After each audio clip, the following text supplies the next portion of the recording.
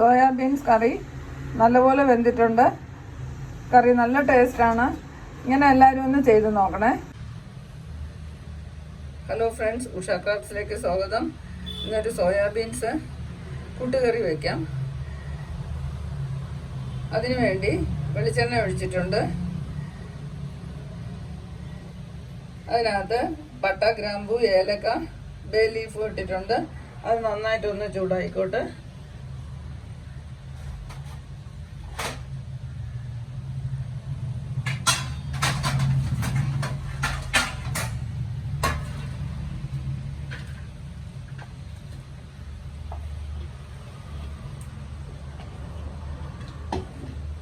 എണ്ണ നന്നായിട്ട് ചൂടായി.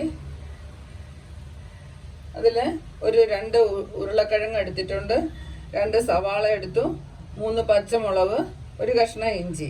ഇത്രയും ചെറുതായിട്ട് അരിഞ്ഞതാണ്. അത് ഇട്ട് കൊടുക്കാം.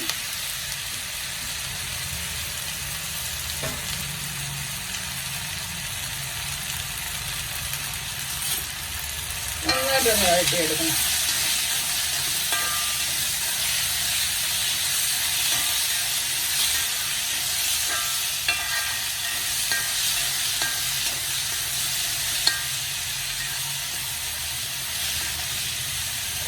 നന്നായിട്ടൊന്ന് വടിച്ചോട്ടെ.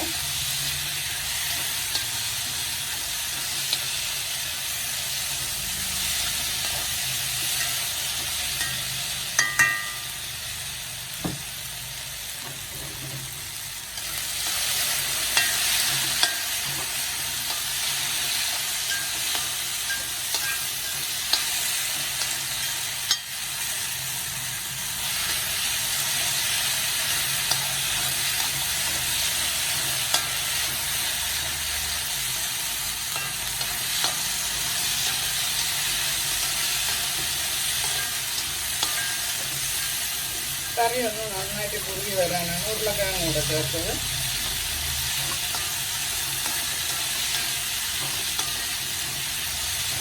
ചപ്പാത്തിക്കൊക്കെ നല്ലൊരു കറിയാണിത്.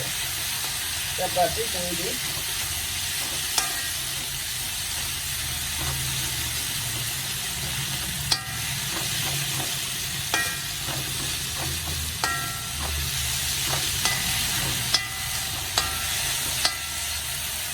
ഉള്ളിയൊക്കെ നന്നായിട്ട് വാടിക്കിട്ടണം. ഉള്ളി നന്നായിട്ട് വാടിയിട്ടുണ്ട്. ഇനി തക്കാളി 2 അരച്ചു വെച്ചത് കൂടെ ചേർത്ത് കൊടുക്കാം.